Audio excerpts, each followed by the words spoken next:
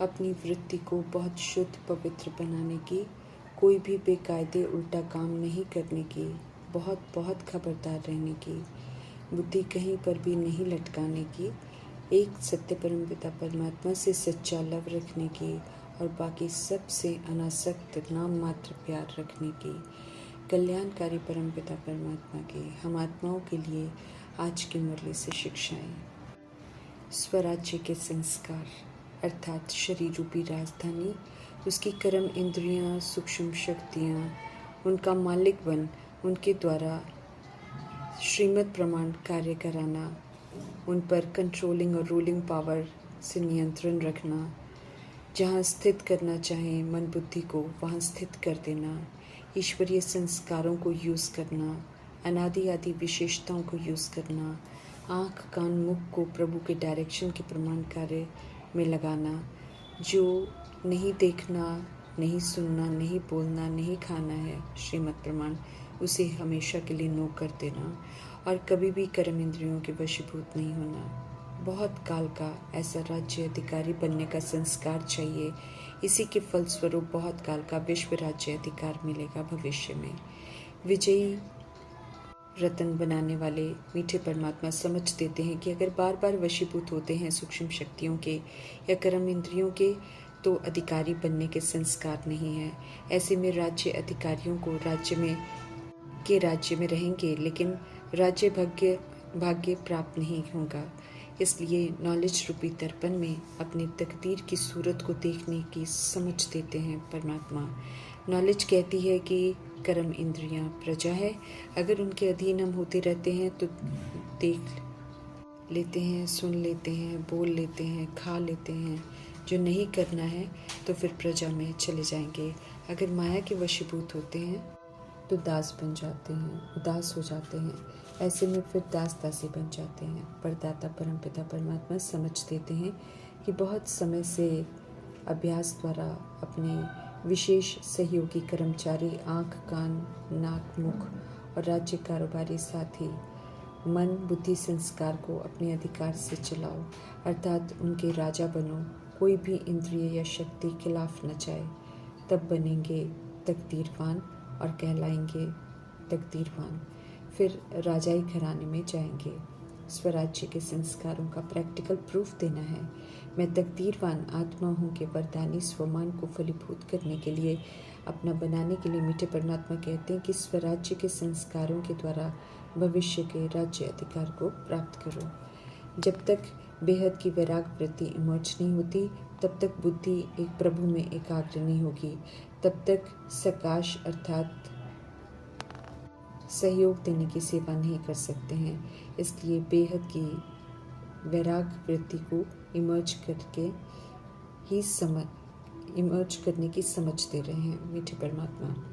हम आत्माओं के रूहानी सर्जन परमपिता परमात्मा ही आकर हम आत्माओं को समझ देते हैं कि हम सब स्वयं को भूलकर और देह अभिमान में आकर काम क्रोध लोभ मोह अहंकार ईर्ष्या द्वेष के शिकार हो गए हैं। समझ दे रहे हैं कि इस कड़ी ते कड़ी बीमारी किसी न किसी के नाम रूप में फंसने की है।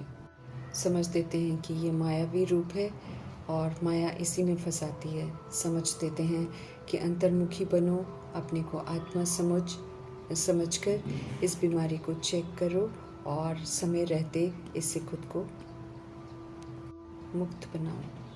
प्रभु की मौजूदगी में अर्थात जब तक ड्रामा में उनका पाठ है, तब तक हम स्वयं को बीमारियों से समझ से मुक्त कर सकते हैं। विनाशी नाम रूप की बीमारी को समाप्त करने के लिए हमें एक सत्य बाप से सच्चा लव रखना है। ये युक्ति अपनानी है। हमारा बुद्धि का योग अब देहधारी में या इधर उधर भटकना नहीं चाहिए। अगर भटकता है तो रूहानी सर्जन को सच बताना है। देहधारी में बुद्धि जाना वर्जित है, इसके लिए क्षमा नहीं करेंगे प्रभु। हम आत्माओं को सच बताने से क्षमा कर देंगे। समझ देते हैं कि जब तक बुद्धि किसी के नाम रूप में अटकी रहेगी, तब तक सत्य परमात्मा से हम जुट नहीं सकते हैं। सेवा की जगह डिसर्विस हो जाएगी। प्रभु के निंदक बनने के निमित्त बन जाएंगे। सुप्रीम जस्टिस परमपिता परमात्मा हम आत्मा को सावधान करते हैं कि ऐसे में कड़ी सजाओं के पात्र हम सब बन जाएंगे। समय है ऑलमाइटी गॉड फादर से मुक्ति, जीवन मुक्ति का वर्षा प्राप्त करने का। इसलिए सभी का बुद्धि योग जो है वो सत्य परमात्मा से लगाने का फरमान मिला हुआ है। इसलिए खास ध्यान खिंचवा रहे हैं प्रभु कि हमें अपने को देखना है कि कहाँ तक हम सत्य परमात्मा को याद करते हैं। हम किसी के नाम रूप में तो नहीं फंसे हुए हैं। हमारी सोच कहाँ तक जाती है? हम आत्माओं की वृत्ति एक शिव बाबा की तरफ रहती है या फिर किसी देहधारी के नाम रूप की तरफ जाती है? ये सूक्ष्म चेकिंग हमें खुद की करनी है। समझ देते हैं प्रभु कि जितना हो सके हम स्वयं को आत्मा समझ एक सत्य बाप को याद करें और सब बाकी चीज़ें भूलते जाएं। हमें चेक करना है कि हमारा दिल सिवाय बाप के और कहीं भी न भटके, न धंधे दूरी में, न गृहस्थ में, न मित्र संबंधियों में। अंतर्मुखी होकर आत्मा को चेक करना है, एक शिव बाबा को ही याद करना है। रियलाइज़ करना है कि समय प्रमाण क्या करना ज़रूरी है और फिर वही करना है।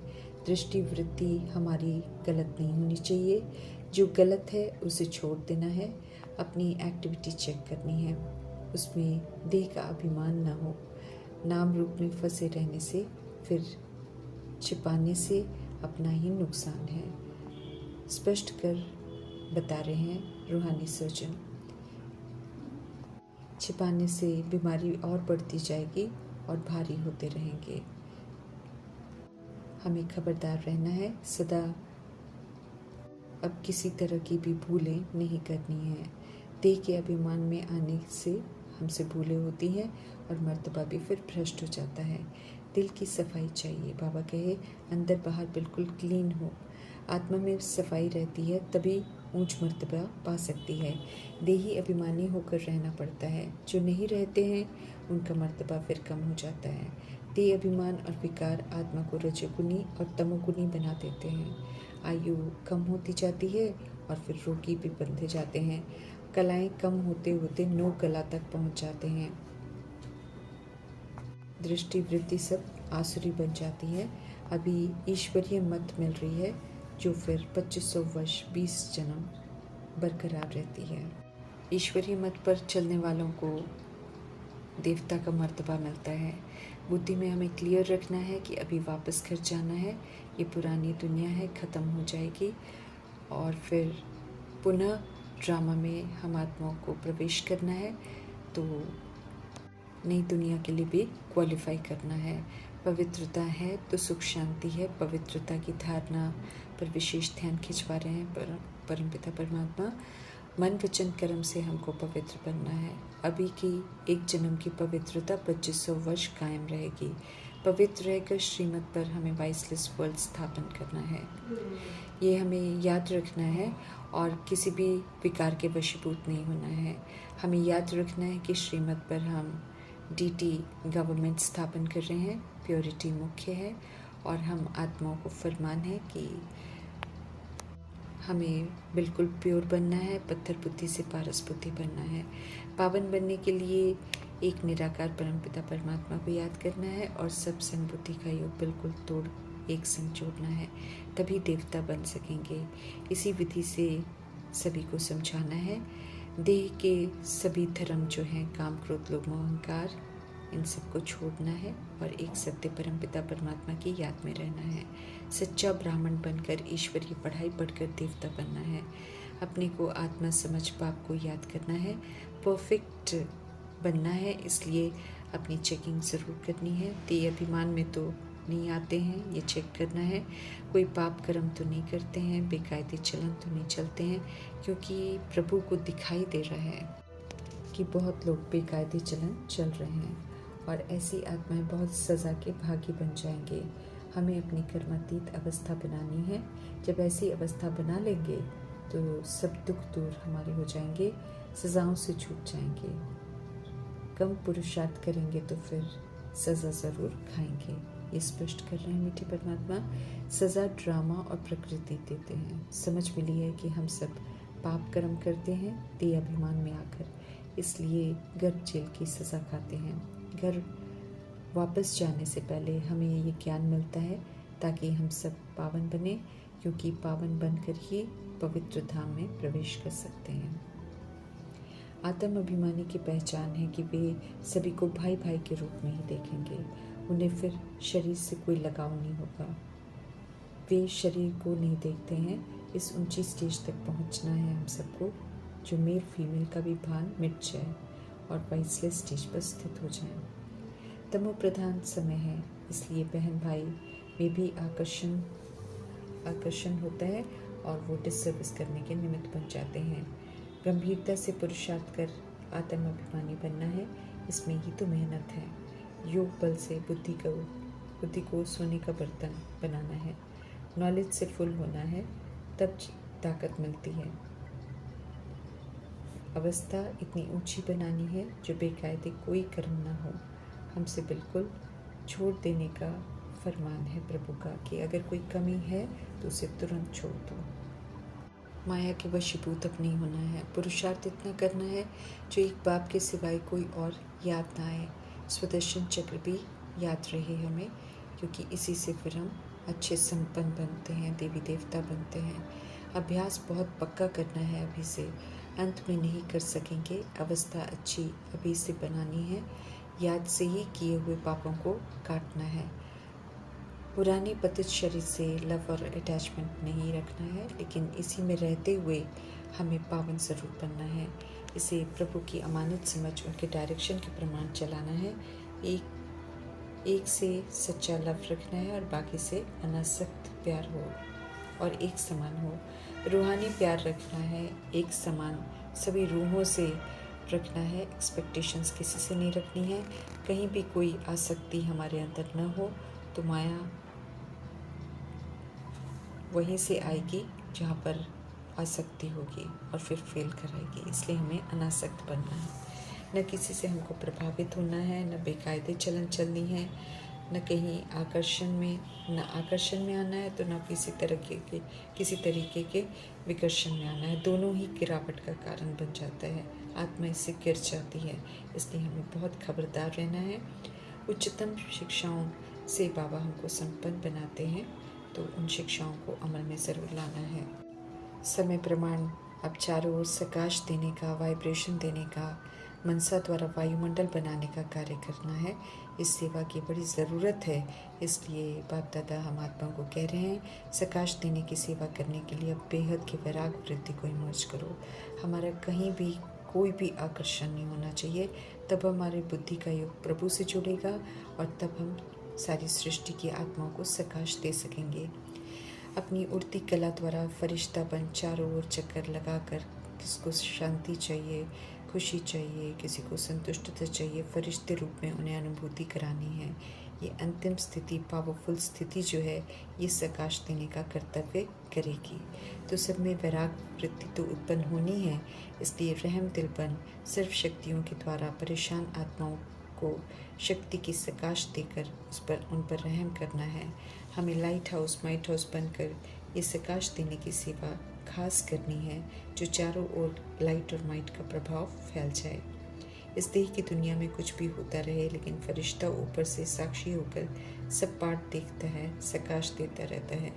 आप सब बेहद विश्व कल्याण के प्रति निमित्त हो, तो साक्षी होकर सब खेल देखते प्रकाश अर्थात सहयोग देने का सेवा करनी है। हमें बाप समान बेहद की सेवा करनी है, फॉलो फादर करना है, बेहद में प्रकाश देनी है, बेहद की सेवा में अपने को बिजी रखना है, तो बेहद का वैराग स्वतः ही आएगा। ये प्रकाश देने का सेवा निरंतर कर सकते हो। इसमें तबीयत की बात, समय की बात सब सहज हो जाती है। दिन रात इस बेहद की सेवा में लग सकते हो। तो जब बेहद को प्रकाश देंगे तो नज़दीक वाले भी ऑटोमेटिकली प्रकाश लेते रहेंगे। इस बेहद की प्रकाश देने से वायुमंडल ऑटोमेटिकली बनेगा। कमज़ोरों को बल देना है। अपने पुरुषार्थ का समय दूसरों को सहयोग देने में लगाना है। दूसरों को सहयोग देना अर्थात अपना जमा करना, देना है, देना है, देना है। इसलिए बाप दादा हम आत्माओं का ध्यान खिंचवा रहे हैं कि सेवा में सकाश देने के लिए, बुद्धियों को परिवर्तन करने की, सेवा करने के लिए अब बेहद के विराग वृत्ति को इमर्ज करो। बिना इसके सकाश देने की सेवा हम कर नहीं सकेंगे।